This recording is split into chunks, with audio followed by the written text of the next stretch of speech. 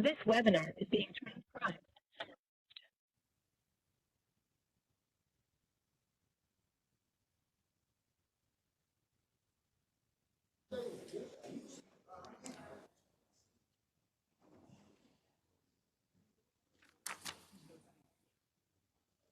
There's a few people here.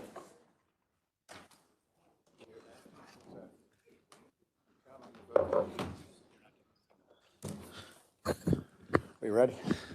Good evening, everyone. Legislative Day 3 will now come to order. I would ask everyone to please pause for a moment of silent meditation.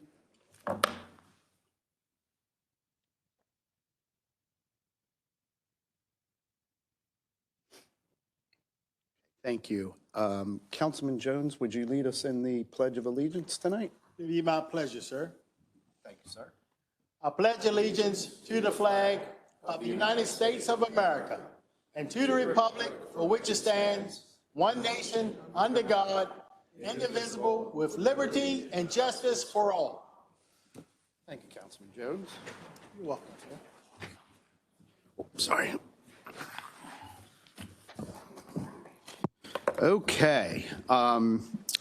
Wanted to welcome everybody here tonight. We had a request from the crowd. Apparently we have some people that don't normally come to council meetings, and they had asked, and often I would wonder this when I was a community person, sometimes who was sitting at the table up here. And I thought we'd allow everyone at the table to introduce themselves and say whatever you want to say to the crowd, to maybe tell them what you do. And Mr. Chair, we talked it over and we prefer to remain anonymous. Having said that, we will certainly accede to the wishes of the council. Absolutely.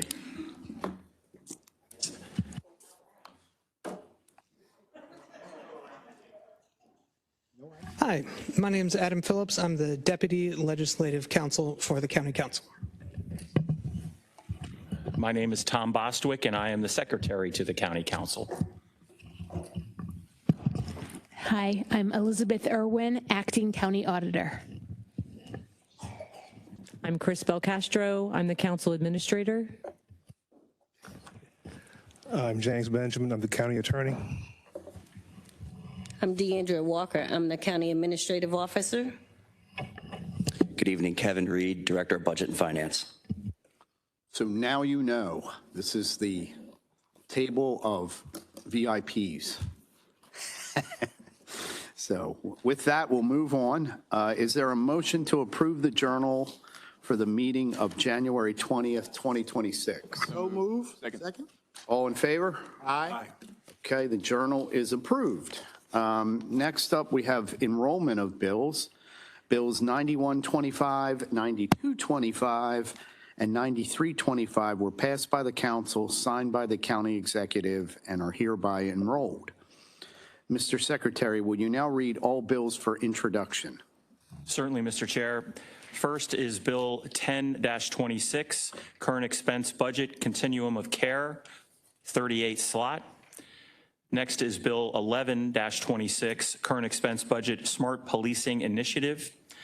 Bill 12-26, sponsored by Councilman Marks, Zoning Regulations, Uses Permitted in the RC5 Zone, Riding Stable.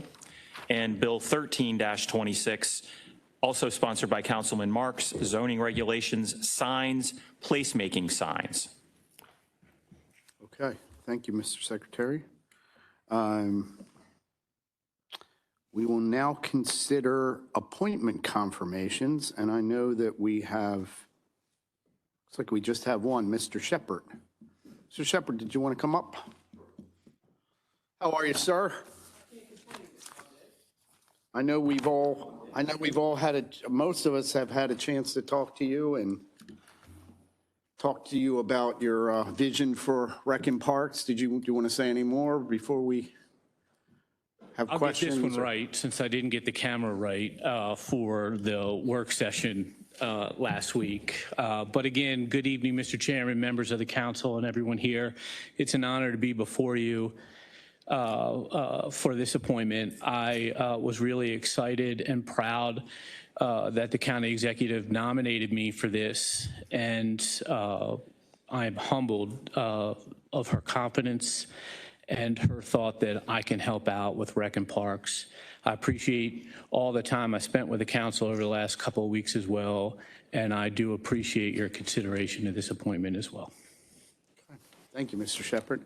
Does anybody have, I know we had some questions at the work session. Does anyone have any questions for Mr. Shepherd? Is there a motion to approve the appointment of Mr. Shepherd? So moved. It's easy, no questions. All right, so we have a motion and a second. Mr. Secretary, can you call the roll on the appointment of Mr. Ryan? Mr. Chair. Oh, yes, Councilman Patoka. I do have just a concern I wanted to say. So, Mr. Shepherd, there's a couple of outstanding issues that I've brought forward to the administration related to recreation and park activities. One relates to Oregon Ridge Park, another relates to Sedgemore Road Park, and then a third related to some reimagining Rec and Park. So I'm gonna support your nomination because I think you're an outstanding person and I think you're the right person to fill this job. But I do want to have discussions about these three issues because I've been hearing a lot about it. I've tried to share that with the administration, but there hasn't been a response. So I'm hoping that in your new role that you'll have a strong level of response with the council, and especially as it relates to Oregon Ridge Park. I mean, that's in, I think, Councilman Catch's district, but is really a park that all of us in Baltimore County and even in other jurisdictions enjoy. And so, thank you. So I hope that we can have productive discussion on these issues rather than silence. Councilman Patoka, I will reach out tomorrow morning and get that meeting on the calendar with you. Thank you. So actually, could you do that tomorrow afternoon because I have a conflict in the morning? Yes. Okay, thank you. All right, Mr. Secretary, do you want to call the roll on? Yes, sir. Mr. Ertel? Aye. Mr. Young? Aye. Mr. Patoka? Aye. Mr. Catch? Mr. Jones? Aye. Mr. Marks? Mr. Crandall? Aye. Okay, the appointment is confirmed. Congratulations, Mr. Shepherd.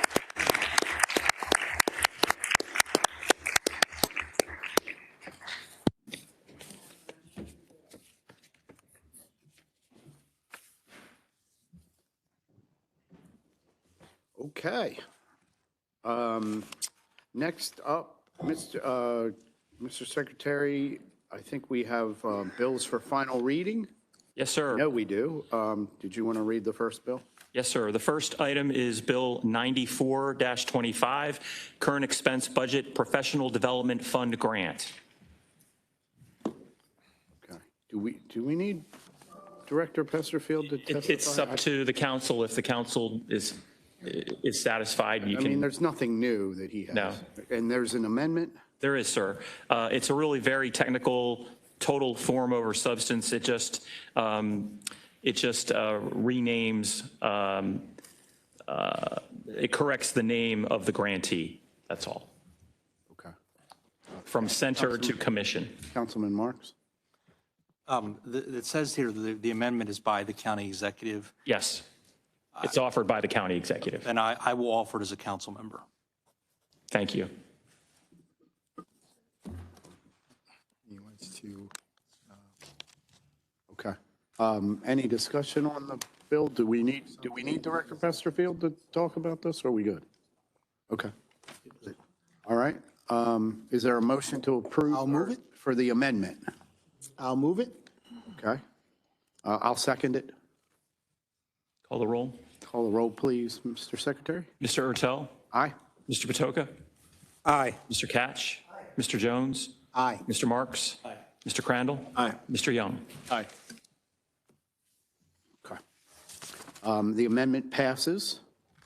So Do we have a motion to approve Bill 9425 as amended? I'll move it. Okay, we have a motion and a second. Mr. Secretary, please call the roll on Bill 9425 as amended. Mr. Ertel? Aye. Mr. Catch? Aye. Mr. Jones? Aye. Mr. Marks? Mr. Crandall? Aye. Mr. Young? Aye. Mr. Patoka? Aye. Okay, Bill 9425 passes as amended.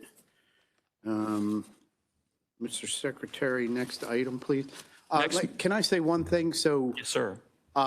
because we have some new people in the crowd tonight, one of the things that we do is, so we generally, when we see a bill, we have 2 work sessions where we often debate those bills, discuss them. People come in and testify about the bills. At the legislative session, which is tonight, most of that discussion has already been done. Sometimes we'll have discussion on it if there's points that are still open-ended. So a lot of times, if it's the first time you've ever been here, you're looking at us going, well, they don't really discuss much up here. They just vote on stuff. That's because a lot of that work was already done in the work session. So the legislative session, while we may discuss certain things and we may talk more about it, often that discussion has already happened. So just wanted to bring that up. Okay, Mr. Secretary, next bill. Is Bill 9525, sponsored by Councilman Ertel, zoning regulations, downtown Towson district tree replacement. Okay, and I know I talked about this at both work sessions, and we have an amendment. Did you want to read the amendment? Yes, the amendment, and this was, I think, done in consultation with the Green Towson Alliance, and the amendment clarifies that if a property is large enough for the state forest conservation law to apply, which is a minimum of 40,000 square feet, then the property is exempt from the local DT district tree replacement requirements. Okay, so it has to be bigger than 40,000? Yes, if it's bigger than if it's 40,000 square feet at least, then the state forest conservation law will kick in. All right, and Green Towson Alliance was happy with that as well, I believe. Yes, yes. Okay. Is there any questions from the members? Okay. I'll motion to approve the amendment. Do I have a second? I'll second it. Okay. Motion and a second. Mr. Secretary, can you call the roll on the amendment to 9525? Mr. Ertel? Aye. Mr. Jones? Aye. Mr. Marks? Aye. Mr. Crandall? Aye. Mr. Young? Aye. Mr. Patoka? Aye. Mr. Catch? Okay, so the amendment passes. Are there any questions or comments from the members on Bill 9525 as amended? Mr. Chair, Yes. I like trees. You like trees? Yes, sir. Oh, good.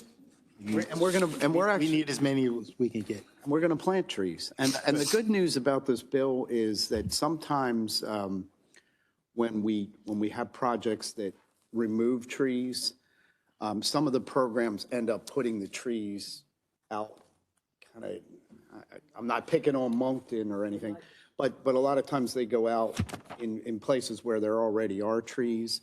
And one of the things about this bill is that all the trees that we're going to be planting are going to be inside the Beltway, predominantly in Towson, but, you know, maybe communities right on either side of us. But they're trying to keep some of the, you know, when we replant, put those trees inside the Beltway versus putting them way out. Absolutely. So that was something that was, I don't know about unique, but it was captured in this bill for some projects that are happening where they're removing some trees. You soften the environment, looks nice, and they clean the air. There you go. It's all good. All right, so I forgot where we were. So do we have a motion to approve 9525 as amended? I'll move it. Okay. All right, I have a motion and a second. Mr. Secretary, please call the roll on Bill 9525 as amended. Mr. Ertel? Aye. Mr. Marks? Aye. Mr. Crandall? Aye. Mr. Young? Aye. Mr. Patoka? Aye. Mr. Catch? Mr. Jones? Aye. Great. Okay, so Bill 9525 as amended is passed. Thank you, gentlemen. I appreciate it. Next bill, Mr. Secretary. Bill 9625, sponsored by council members Marks and Jones, zoning regulations, non-conforming dwelling units. Okay. And there's two amendments on this bill. Mr. Councilman Marks, did you want to say anything about this? Or? Yeah, these are amendments that I think improve transparency, the process that require posting, for example. These were submitted by a community leader. I think they improve the bill. Did you want to read those amendments? Mr. Yes, sir. Secretary? So, the amendment offered by Councilman Marks that he just alluded to, it would require that the subject property would have had to have a rental housing, a valid, at least one valid rental housing license. It would also require a posting of the property and would also require that an affidavit under oath be made from a person with personal knowledge of the property's use.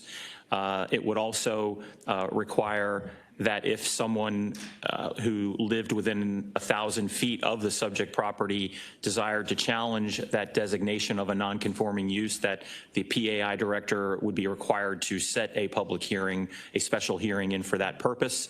And finally, the amendment would state that this bill this bill would not affect the other sections of the non-conforming use law, section 104 of the zoning regulations. Okay. Was that one or was that both? That's the amendments just offered by Mr. Marks. Okay. And there's one other. Okay. All right. Any questions on those amendments? No, sir. Okay. Is there a motion to approve the amendment? I'll move it. I'll second it. Second? Or Councilman Jones second it. Mr. Secretary, you want to call the roll on the first amendment to Bill 9625? Mr. Ertel? Aye. Mr. Marks? Aye. Mr. Crandall? Aye. Mr. Young? Aye. Mr. Patoka? Aye. Mr. Catch? Mr. Jones? Aye. Okay. First amendment passes. You have a second one? The next set is offered by Councilman Ertel, and this amendment would exempt the recently enacted Neighborhood Preservation District in Towson from the effects of the bill. Any questions on that amendment? I'll motion it. I'll second it. Okay. We have a motion and a second. Mr. Secretary, please call the roll on the second amendment to Bill 9625. Mr. Ertel? Aye. Mr. Jones? Aye. Mr. Marks? Aye. Mr. Crandall? Aye. Mr. Young? Aye. Mr. Patoka? Aye. Mr. Catch? Aye. Okay. Amendment passes. So now we have two amendments, and that's all. So now we're on to Bill 9625 as amended. Is there a motion to approve? I'll move it. I'll second. We have a motion and a second. Mr. Secretary, please call the roll on Bill 9625 as amended. Mr. Ertel? Aye. Mr. Crandall? Aye. Mr. Young? Aye. Mr. Patoka? Aye. Mr. Catch? Aye. Mr. Jones? Aye. Mr. Marks? Aye. Okay. Bill 9625 passes as amended. Next bill, please, Mr. Secretary. Next is Bill 97-25. This bill is sponsored by Council members Patoka, Young, and Jones. Government Reorganization, Office of Immigrant Affairs. Councilman Patoka, did you want to say anything about this? Yes, thank you, Mr. Chair, and thanks to everyone that is here today. This 9725 is a companion bill along with 9825. We call it the Trust Act. I'm going to talk specifically first about 9725, which codifies the Office of Immigrant Affairs. And just, I want to make it clear, because we had some testimony that there was a misconception that this office was just about language access. And that's true. It is about language access, but it's about so many other things as well. And there's many pages of description, but I'm just going to pull out a couple of highlights. Will ensure greater coverage, coordination, and response to the needs of our immigrant community and engage with community, business, faith-based organizations, and as well as other stakeholders. Another thing that this office will do It'll serve as a means for immigrant voices to be heard, and that's so important, especially in the environment that we're living in today. And those same immigrant voices to be heard and understood by county agencies and county elected officials, to facilitate civic engagement between immigrants and county government. And I think the reason these are companion bills, there are certain requirements that are in 9825, and so there needs to be an agency that ensures that the county is meeting those requirements. And so that is the Office of Immigrant Affairs. And so they are in tandem, the Trust Act. And so I think this is a whole new day for Baltimore County. I think we're making not just a step forward, we're making a leap forward. And both of these bills, and I'll talk about a little about 9825 a bit more when we come to that bill. But I think instead of a step forward, like I said, both of these bills are a leap forward in a very difficult time in this nation. So thank you, Mr. Chair. And Councilman Patoka, I don't know if this is helpful or not, but this office exists already in the sense of our former county executive, Johnny Olszewski, saw the need for this office, and it has really, they've worked hard. They have their hands full because we really do have a large immigrant population in the county. And the office has been successful in that it's helped a lot of people, and it can certainly help more in the future. And Thank you, Mr. Chair, for pointing that out, because we've heard, like, why are you creating a new office? Well, the office exists, so the budget as it stands today is net neutral. It's a net neutral budget. The other thing is, while Juliana does a great job. Where's Juliana? Stand up, Juliana. Why don't we give Juliana a hand?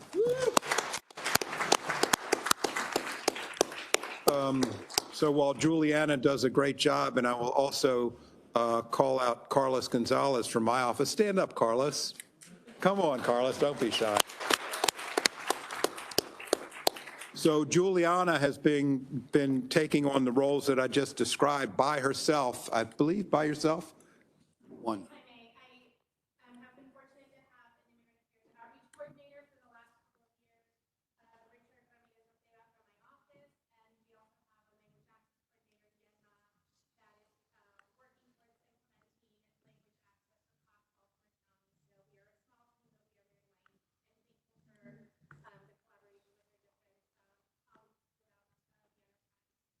So thank you for that, Juliana, for that clarification.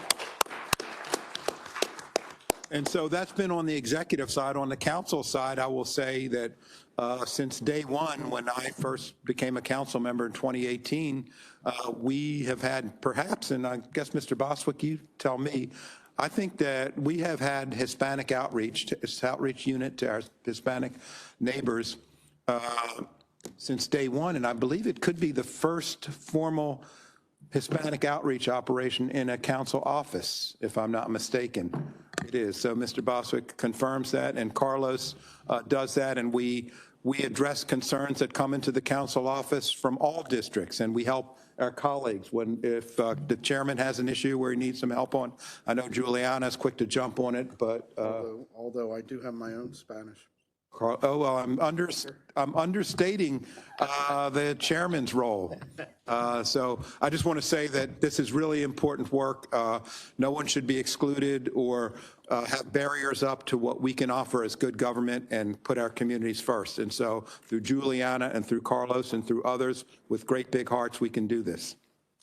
Thank you, Mr. Thank you, Councilman Patoka. Any other councilmen want to questions, comments?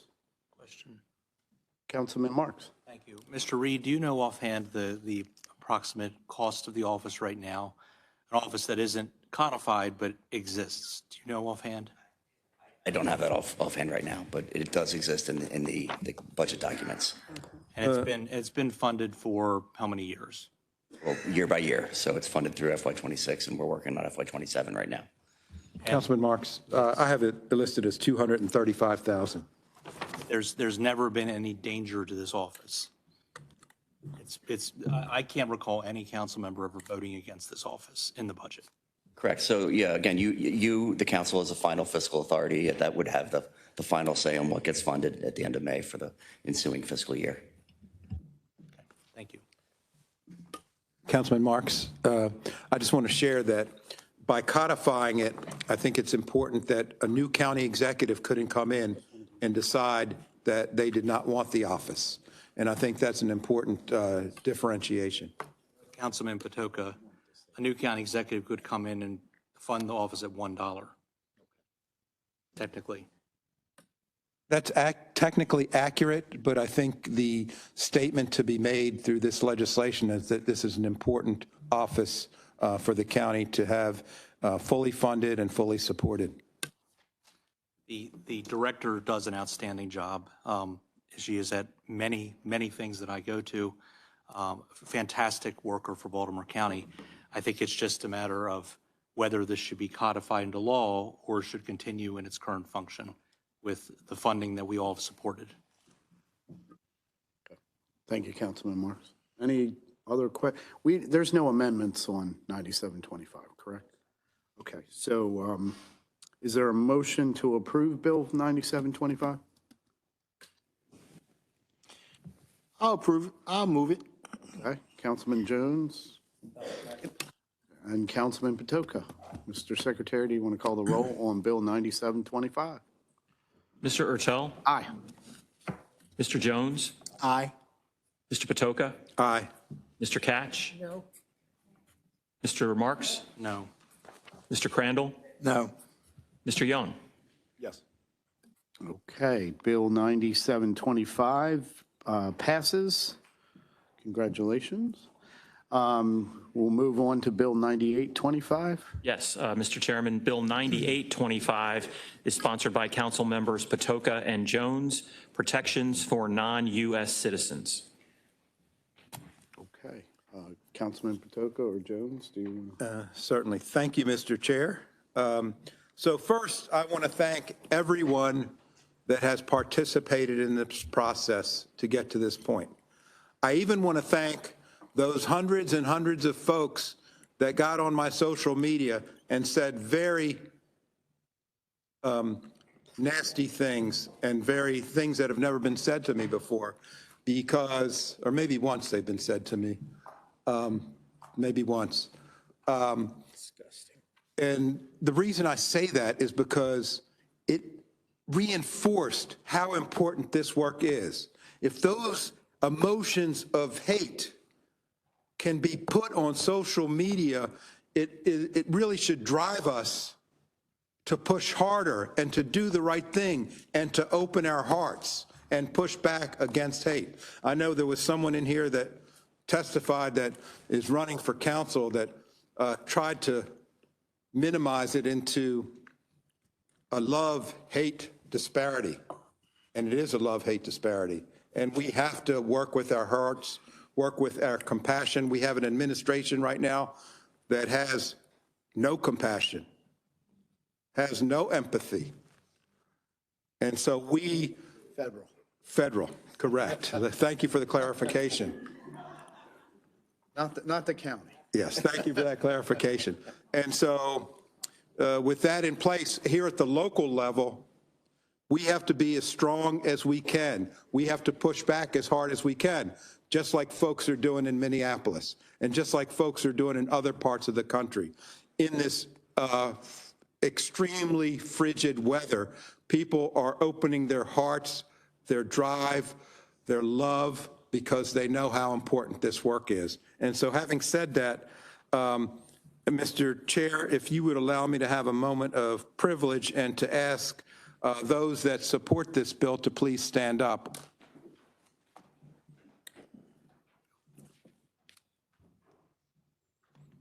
Thank you all so much, and thank you, Mr. Chair, for offering me that. Absolutely. So this is the second piece of the Trust Act, and the basic premise of this is to do two basic things. One is, like I said, the federal government offers a high level of no compassion, a high level of no empathy. And so with that, there's been an increase in fear, in many local jurisdictions across this country.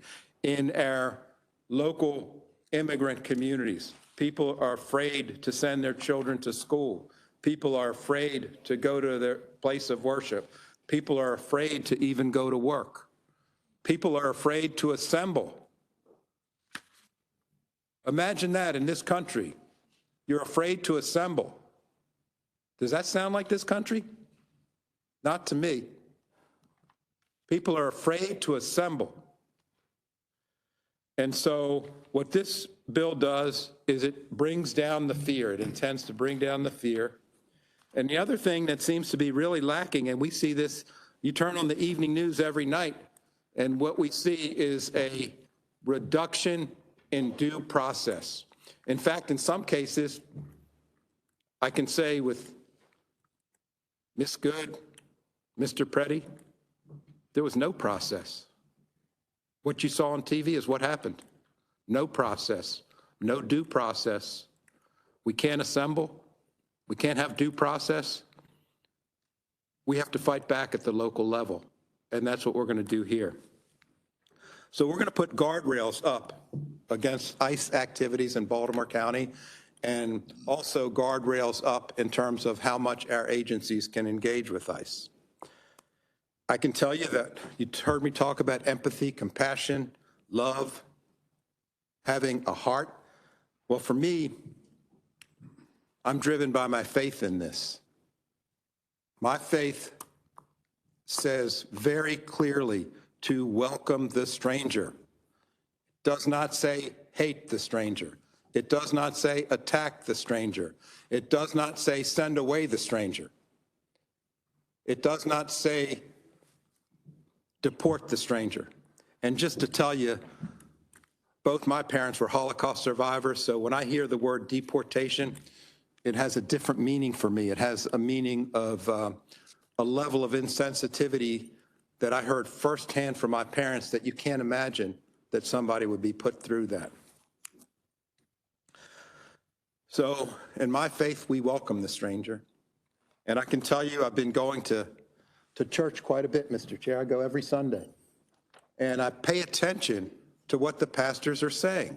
And trying to remember which church I was in, but one of the pastors said, he said, we're not perfect. He said, no one in this church is perfect. And I would venture to say that no one in this room is perfect. We don't have perfection in this place. He said, perfection is up there. He said, but in this place where we exist, we can make progress. We may not be perfect, but in the bills we have, including this one, that we have tackled over the past couple of years, Mr. Chair, we weren't perfect, but we made progress in very, very difficult political lifts, and this is one of them. So, my colleagues, this is not perfect. There's more work to do, but it's progress. It's progress. Can we do more? Yes, and I hope we will do more, and we're going to do more with the partners and the stakeholders and the communities that have spoken up thus far. And so once again, I want to just thank everybody for joining us today. I want to thank you, Mr. Chair, for giving me a little bit of extra time to speak. And I hope that my colleagues will support the Trust Act. Thank you. Thank you, Councilman Pope.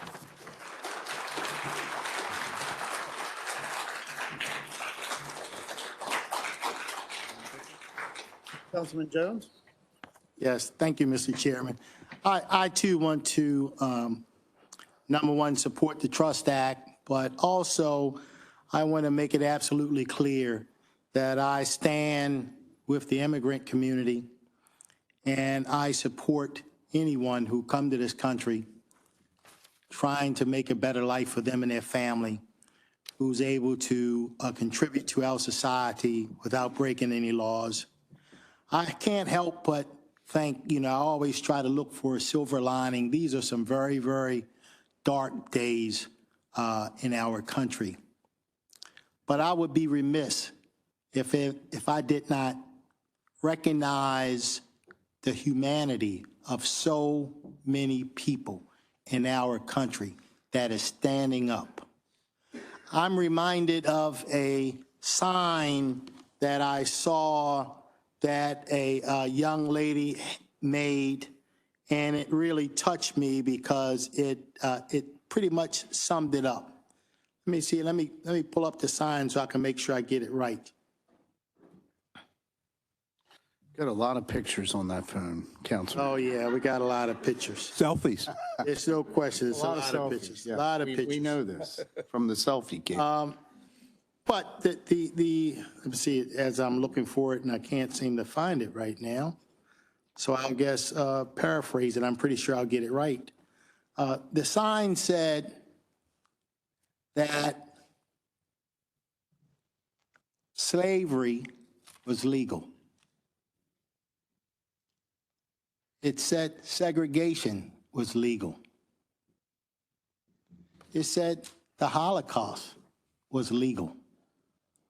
Then it said we should not use legality to define our morality. I mean, it's so true. So I am encouraged by all the people that are standing up. Even, unfortunately, we had people like Miss Rachel Good and Alex Preddy, who paid the ultimate sacrifice. They could have very easily have been in their homes watching it on television. They could have very easily have been doing something else, but they stood up for the rights and to defend others. So I am encouraged by every day watching more and more people stand up to do what is right.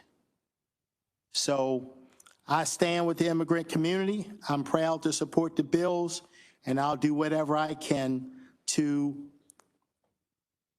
protect people in this country who've come here for a better life.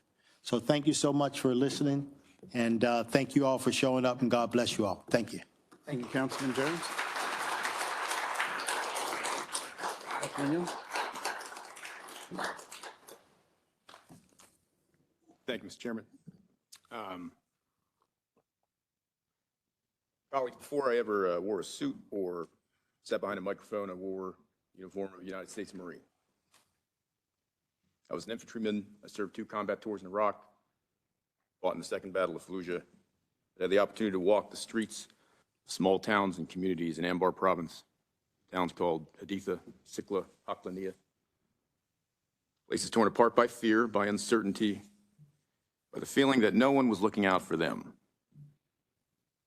And in all of that, in that chaos, and in the danger, and in the moments where life and death were decided by inches, we never hid our faces. Not in the execution of our duties, not in the interaction with the public, and not with defending the folks that live there and the other Marines that we served with. Accountability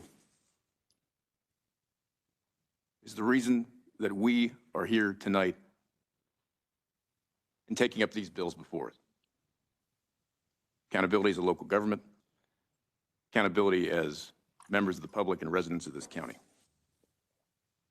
No job that requires you to hide your face in the execution of its duties is a legitimate profession. Service must be rooted in transparency, in resolve, and in accountability, or else trust is lost, and anyone that has dedicated their life to service knows the trust is earned in drops and lost in buckets. This legislation did not come from thin air. It did not come from Washington. It originated right here from you, Baltimore County residents standing up, sitting at that desk and telling us that they were afraid to call the police, afraid to take their kids to school, afraid that a simple interaction with their own local government could spiral into something that they could not control. We heard mothers who worried about reporting a crime in the fear that it might tear their families apart. We heard workers who feared that a traffic stop could cost them everything. We heard neighbors who have lived their entire lives in this county, who felt invisible in the very place that they've built. We heard others loudly also who believe that these bills go too far, who believe that drawing boundaries around federal immigration enforcement is somehow an act of defiance rather than an act of responsibility. We're living in a national moment where immigration is used as a political weapon. Fear has become currency. People are encouraged to see one another not as neighbors, but as threats. When the national conversation becomes that toxic, local government has a moral duty to steady the ground beneath their own feet. Let it be made clear these bills, are a first step and not a finish line. They say that Baltimore County will follow the law, but we will not exceed it. They say our police officers are guardians of public safety, not agents of federal immigration enforcement. They say that trust is not a luxury in public safety, it is the foundation of it. They say that not a single resident should fear their own government. And there's something else, something a little deeper. They say that we have, as leaders, that we will act in the light. We will not hide behind masks. We will not allow fear to dictate policy. They would try and sow fear in our minds in order to grow malice in our hearts. And I and we together can't allow that to take root in Baltimore County. I will be voting yes on both of these bills. We already did one. And I join in exultation with all of those gathered tonight that have endeavored and advocated over these weeks and months in their passage. But I also join with those that express their dissatisfaction with how these bills tangibly protect children, immigrant communities, and other communities of color from ICE and federal overreach. If this is truly a beginning, I welcome everyone that supports Council Bill 9725 and 9825, residents, advocacy organizations, faith leaders, to continue to speak out, lobby your elected leaders, and push for meaningful measures that protect the integrity and value of Baltimore County residents. And I also call on the local leadership from our neighboring counties and jurisdictions to convene as a region to share strategies and draft a unified approach to our response to federal overreach. There's only one way forward, and that's together. Appreciate the opportunity and look forward to voting for this final bill. Thank you, Mr. Chairman. Thank you, Councilman Young.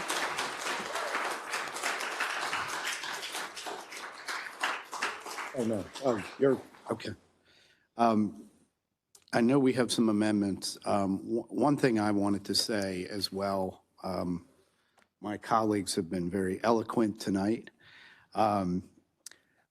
When this all started, a lot of people at the federal level, a lot of what we talked about was we have these dangerous criminals that need to be deported. And often what we've seen criminal now turn to is that you don't have proper paperwork, or that you have lived here your entire life and you're a DACA, but you don't belong here, and maybe you need to go back to your country and reapply to come back. We've crossed that line to say that criminality is about the fact that, again, that you're not a criminal, but you're a criminal because you're not here legally. And we know that we need immigration. This country cannot survive without immigration. It's not anyone's fault in this room that the federal government and both Democrats and Republicans have not been able to come up with programs that would give people amnesty or fix the immigration system. They've admitted that it's been broken for years, but yet we continue down this path.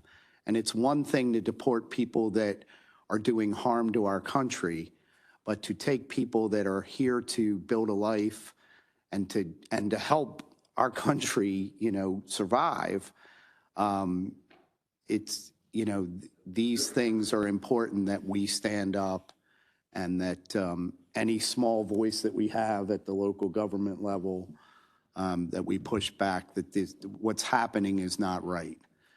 So I just wanted to add those thoughts as well. So thank you.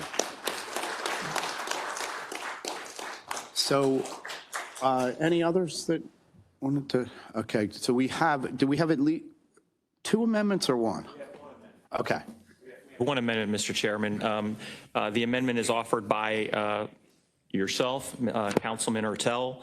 It is an amendment that would allow the county or the county employees to inquire regarding citizenship or immigration status only in connection with screening applicants for eligibility for federal, state, or local benefits programs. And this was born out of our HHS, our Health and Human Services Department, and I believe housing as well, where there are certain programs that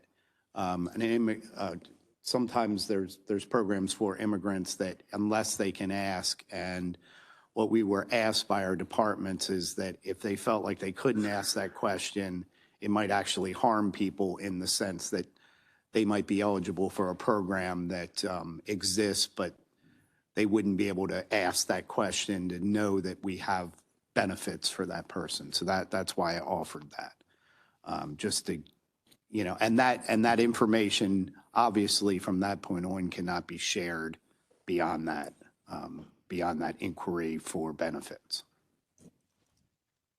So, any questions on that?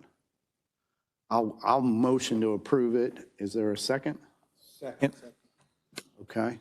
Mr. Secretary, do you want to call the roll on the amendment? Mr. Ertel? Aye. Mr. Patoka? Aye. Mr. Catch? Aye. Mr. Jones? Aye. Mr. Marks? Aye. Mr. Crandall? Aye. Mr. Young? Aye. Okay. The amendment passes. Now we're on to Bill 9825 as amended. Is there any discussion on the bill as amended? Okay. Is there a motion to approve? Motion. I'll second it. Okay, a motion from Councilman Patoka, second from Councilman Jones. Mr. Secretary, please call the roll on Bill 9825 as amended. Mr. Ertel? Aye. Mr. Patoka? Aye. Mr. Catch? No. Mr. Jones? Aye. Mr. Marks? No. Mr. Crandall? No. Mr. Young? Aye. Okay, Bill 9825 as amended passes.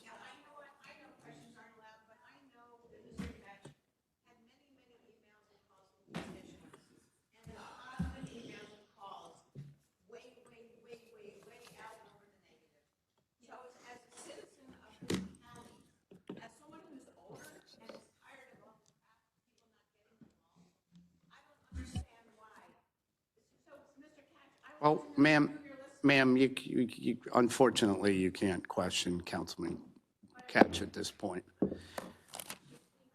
And he has the right to vote the way he wants to vote. I understand. Your Honor, Mr. Chairman, the next bill is Bill 1-26. Well, congratulations, Bill 9825 as amended passes. Thank you.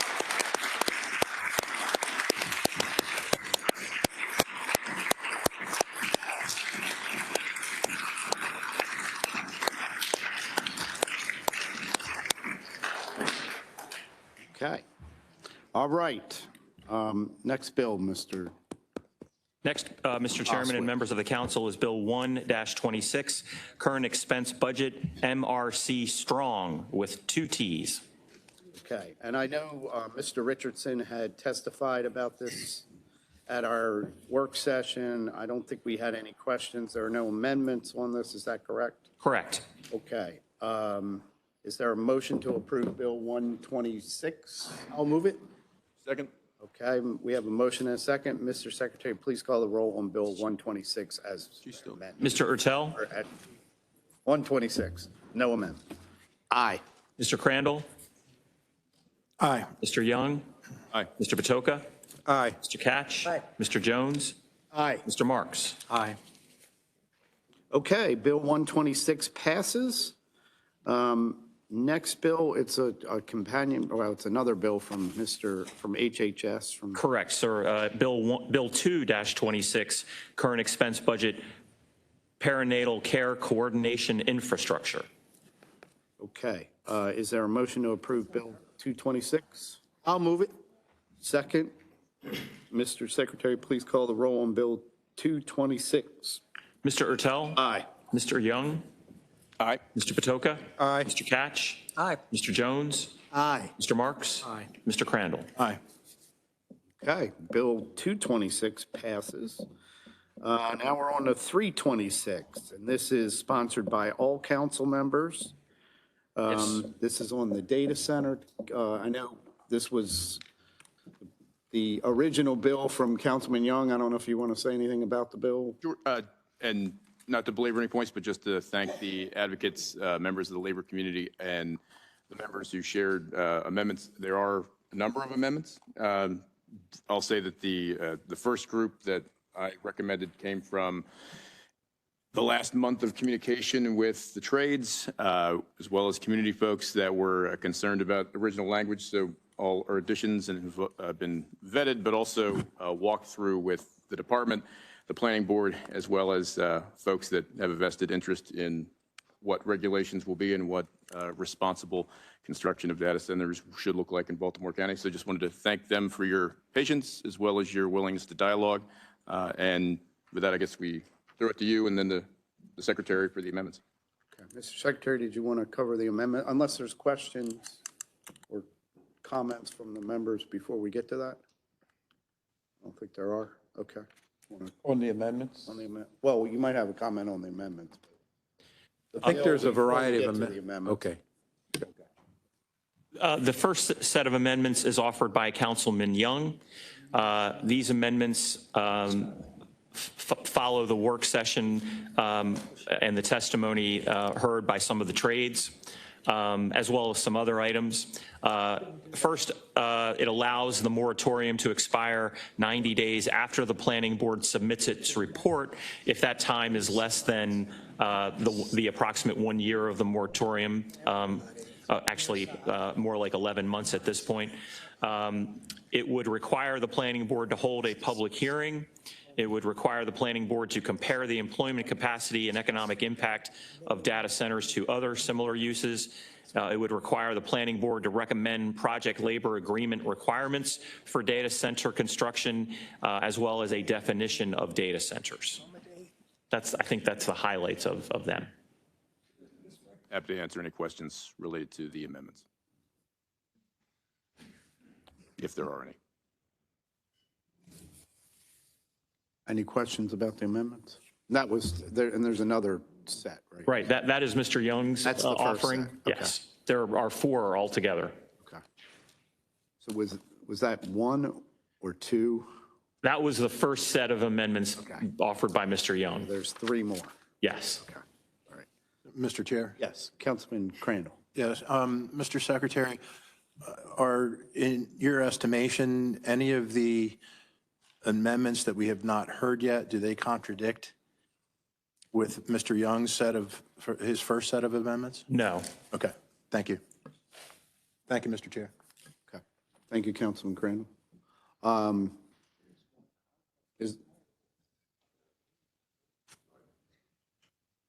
well, we'll get to that, I guess. Do we have a motion to approve the first set of amendments? Motion to approve. I'll second. Okay, second from Councilman Jones. Mr. Secretary, please call the roll on the amendment.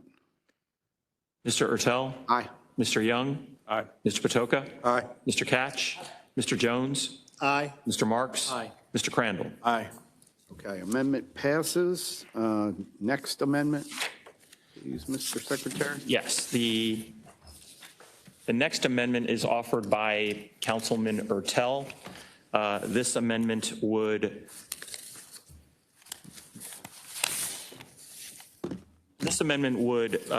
in one of the latter sections of the bill, in particular, section 3, or I'm sorry, section 2, This would, in number 2, where it states a county agency or department, including Department of PAI, may not accept any application, petition, or request for hearing regarding a data center. This would replace that language with may not approve any development plan or zoning petition regarding a data center. And this is offered by Mr. Ertel. Councilman Young? And so I think it was stated clearly, but just this allows for property owner to go through the minutia of preparing a site, but not go as far as to approve anything or to apply for permits. Would not allow for an approval, and it wouldn't guarantee, so if we pass something that says we're not going to allow these, Right. then the risk is on that, Understood.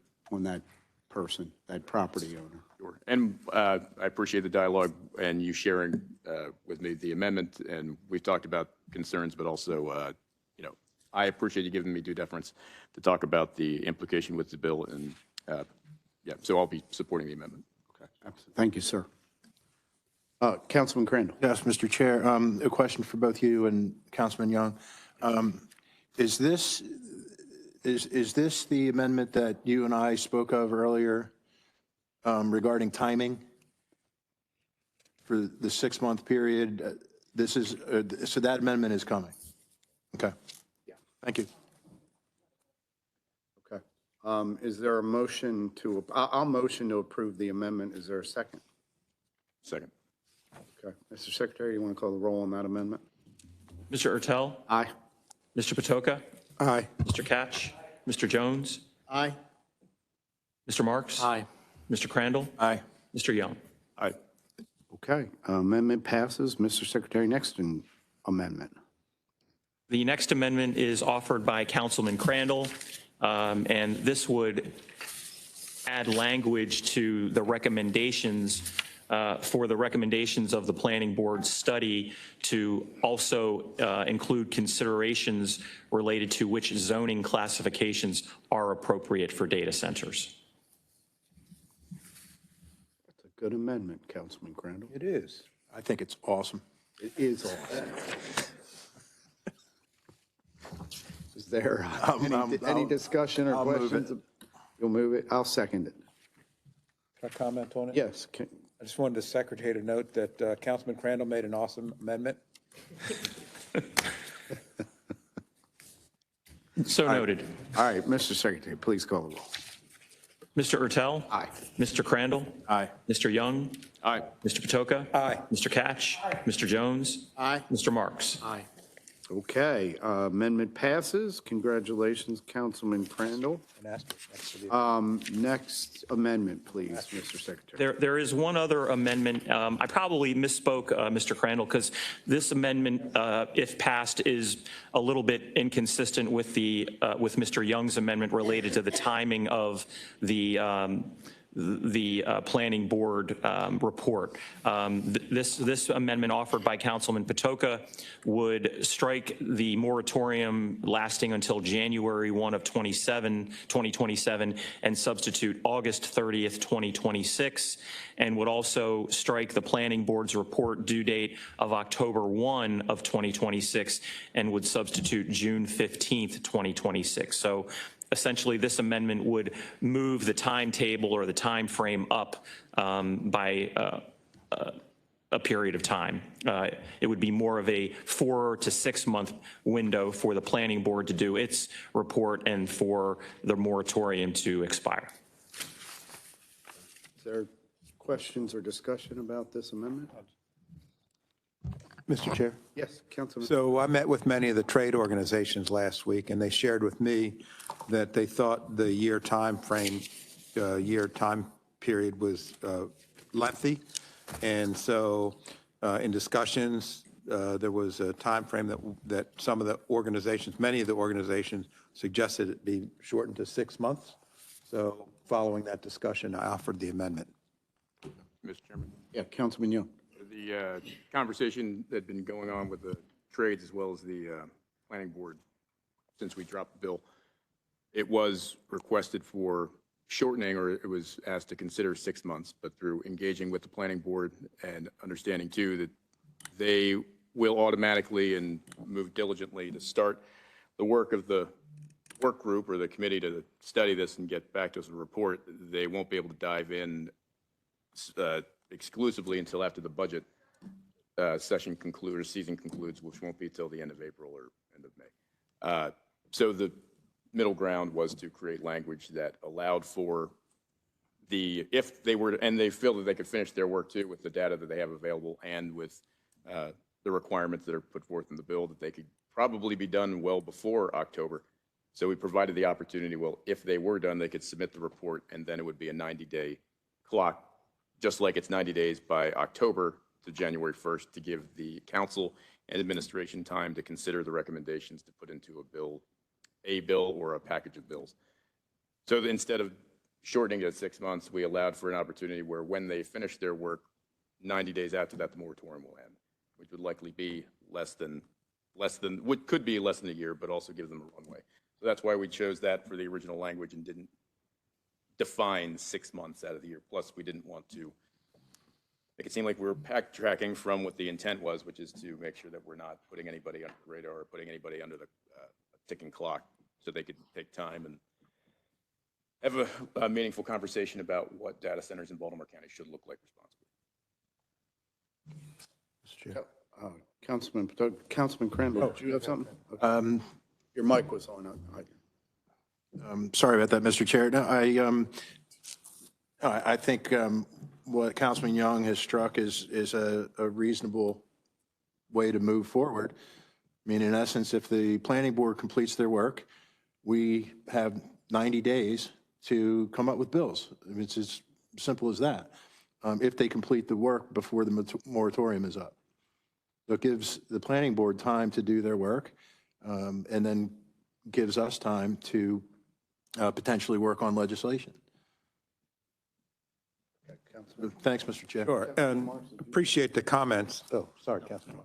Appreciate the comments. In my discussions with the trade organizations, they said the more quickly this can be done, the more quickly we have jobs in place.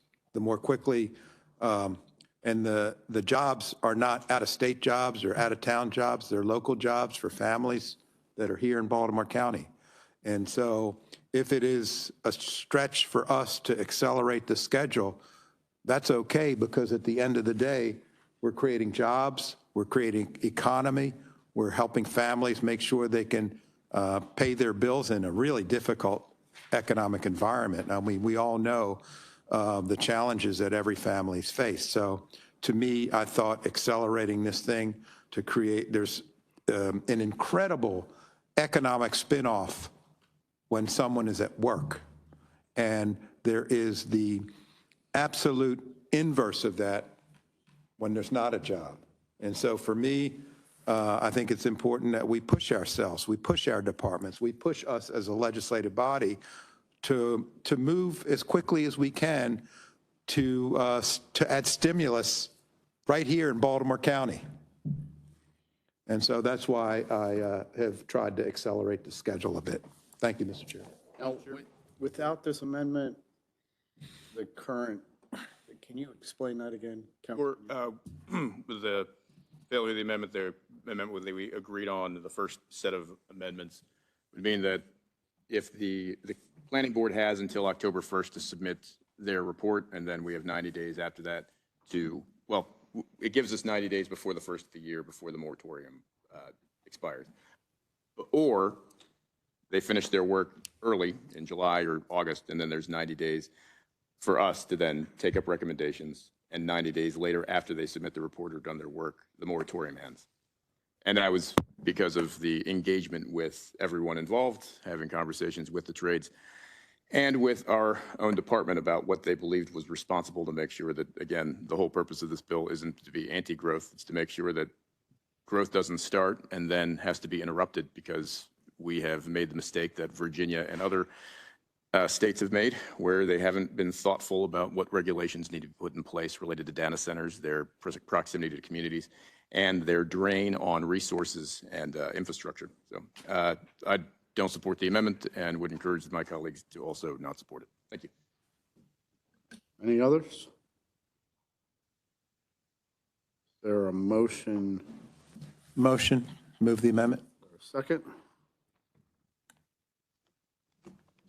I'll second it. To vote on it. Call the roll. Yes. Mr. Ertel, Nay. Mr. Patoka, Aye. Mr. Catch, Mr. Jones, No. Mr. Marks, Mr. Crandall, Mr. Young. No. Okay, so that amendment does not pass. Do we have any others?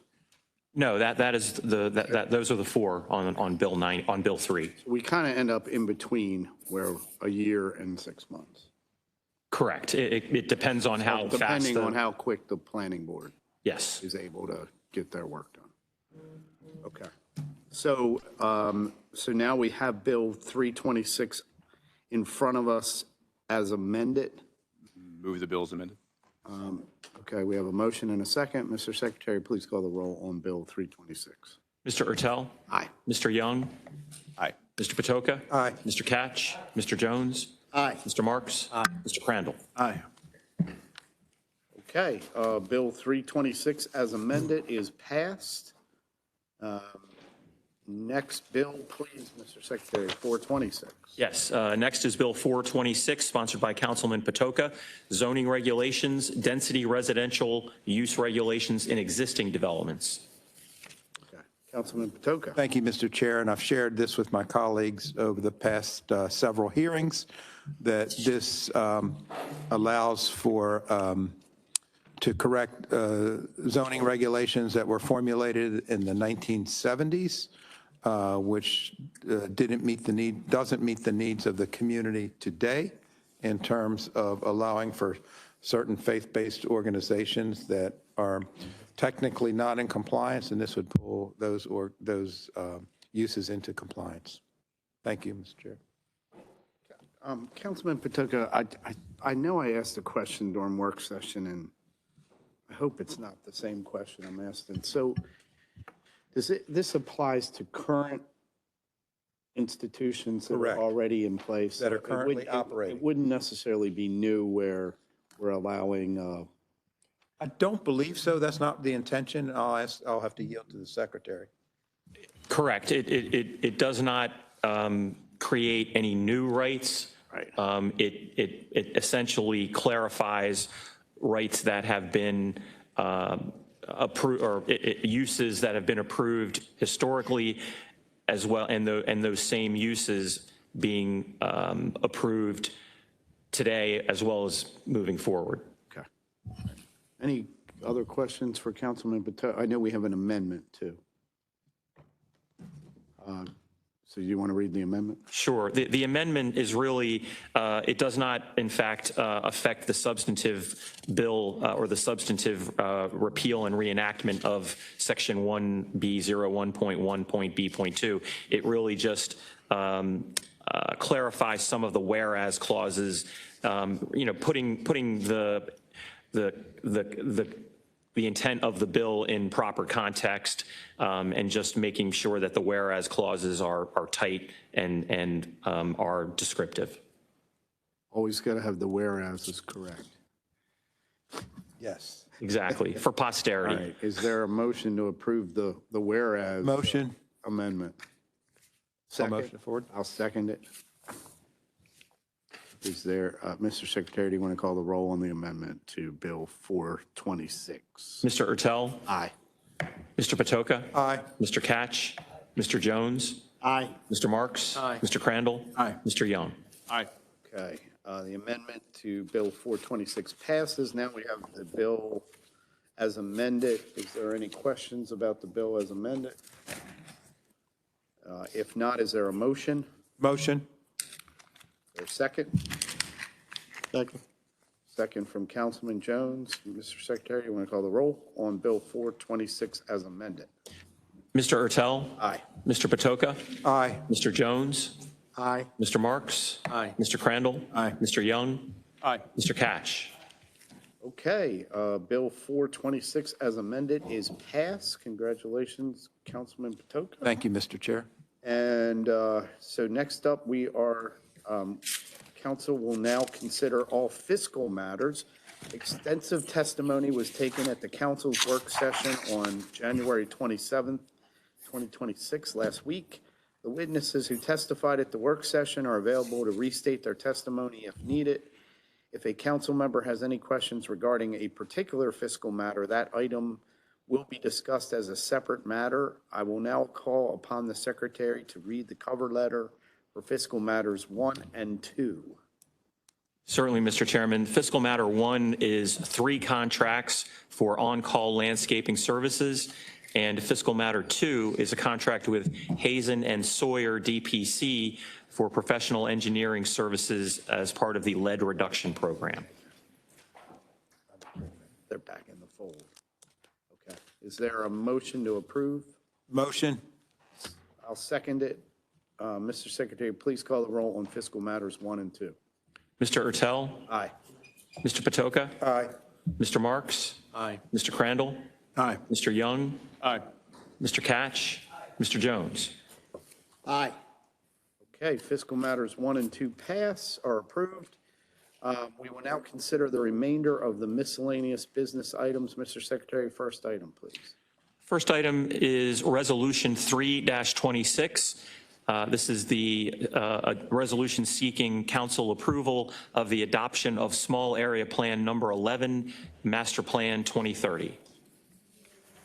Mr. Chairman, Councilman Marks. I'd like to motion that this be deferred for 2 weeks. Okay. I'll second.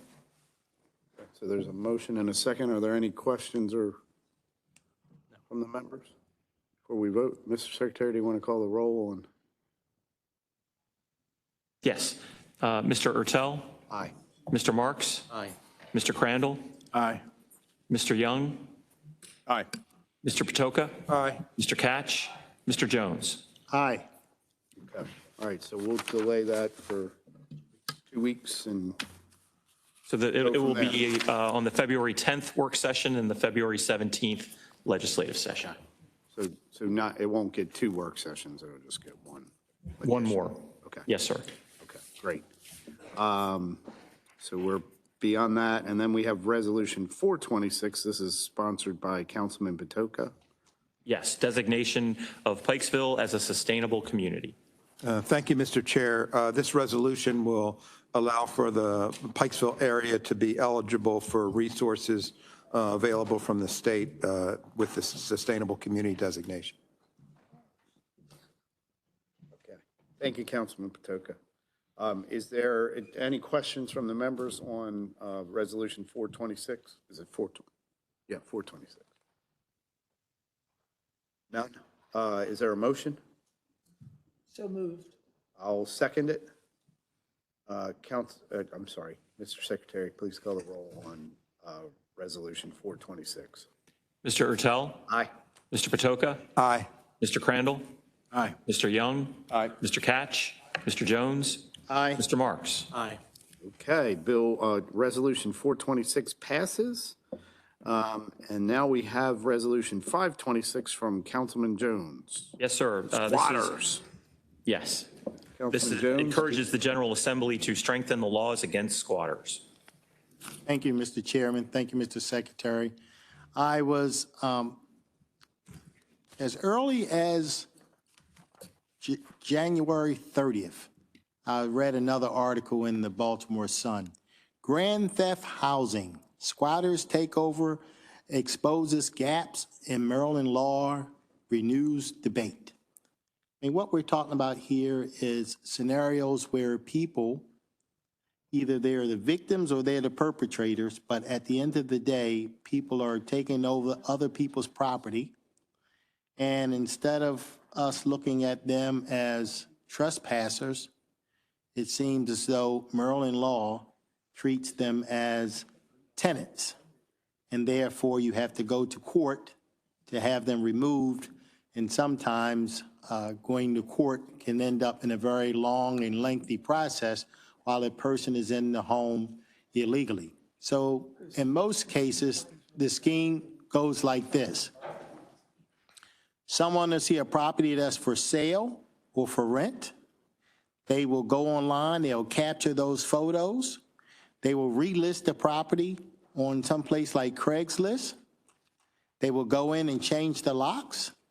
They will list it at a price that's very reasonable. Somebody will come along, they will show them the house. They will sign a lease not with the owner, but with the criminal. They will hand over their hard-earned money, the first month's rent and a security deposit.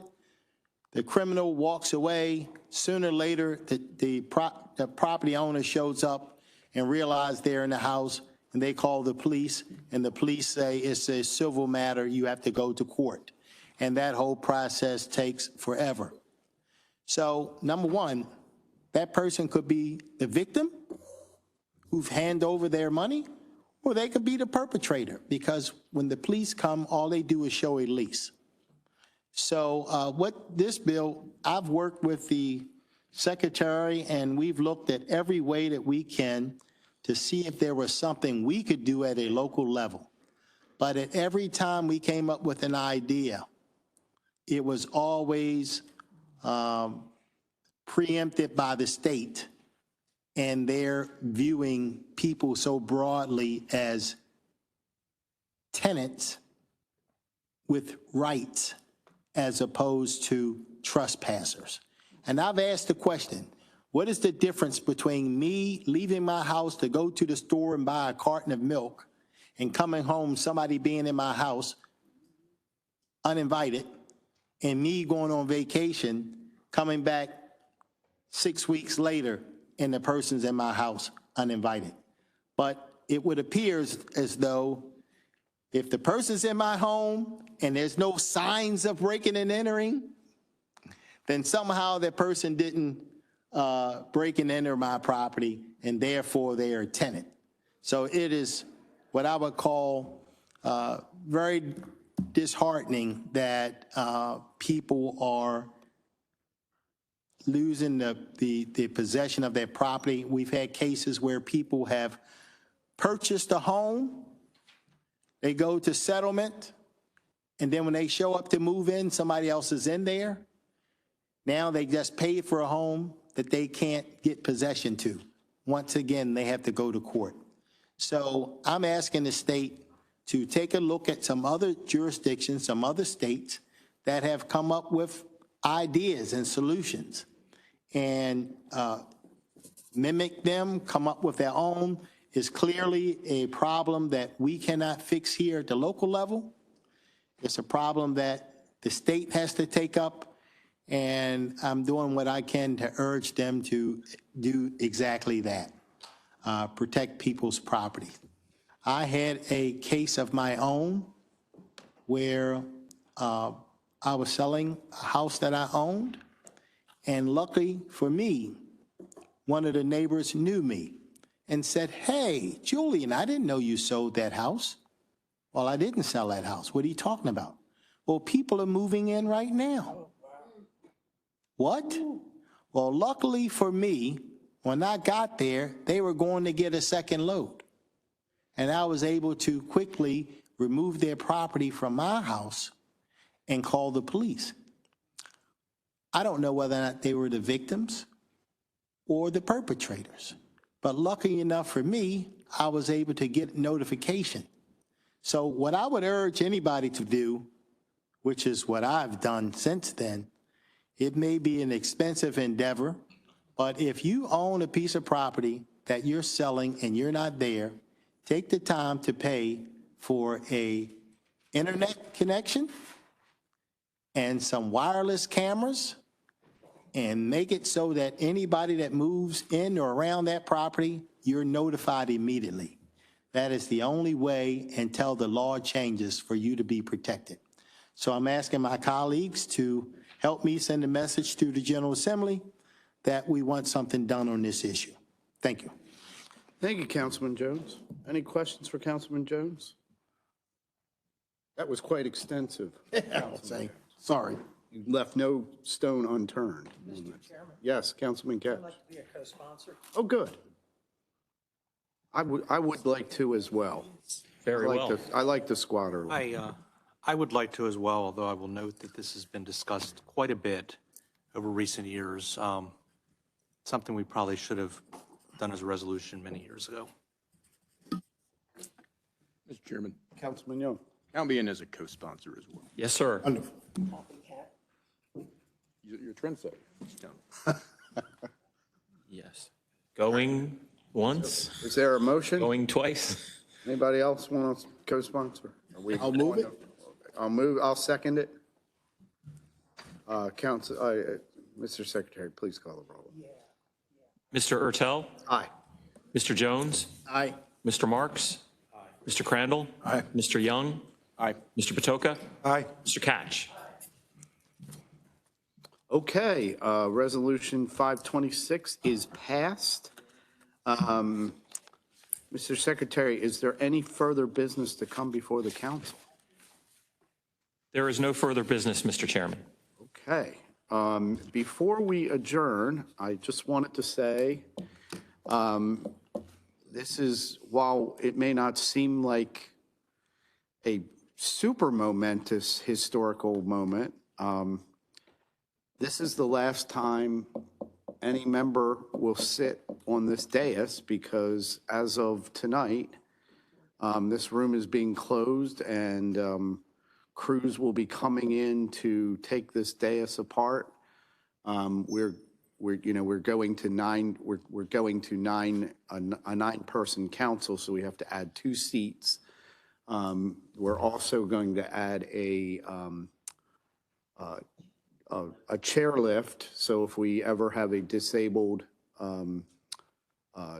council person, they will be able to, get onto the dais without being carried up here, which will be nice.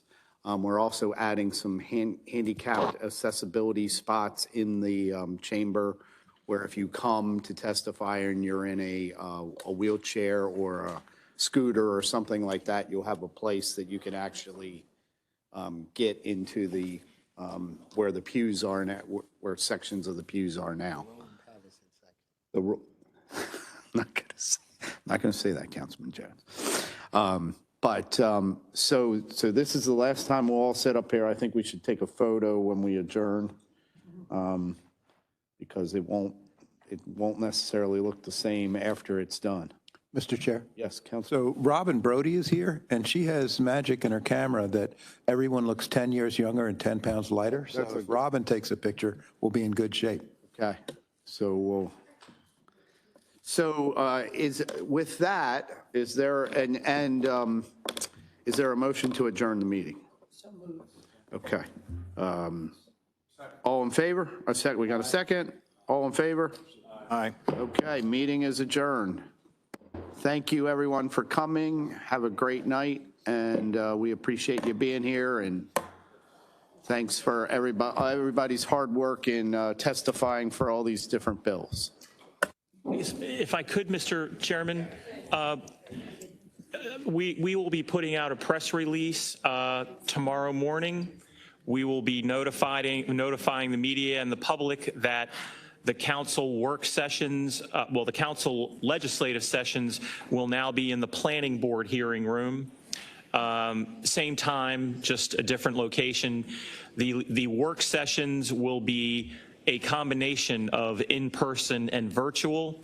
The first work session of the month will be in person, and that will be in the council's conference room. People with a long memory will remember that room. It used to be the exclusive location for the work sessions up until a few years ago. So that'll be the first work session of each month, and then the second work session, as required, will be virtual only. So the council's going to have in-person as well as virtual for that month. And that'll start on February 10th. We'll be in person in the conference room. We probably will not be back here till about mid-October. Yes, sir. In this room. Correct. Okay. Thank you. Thank you, everyone. We're going to get a quick picture.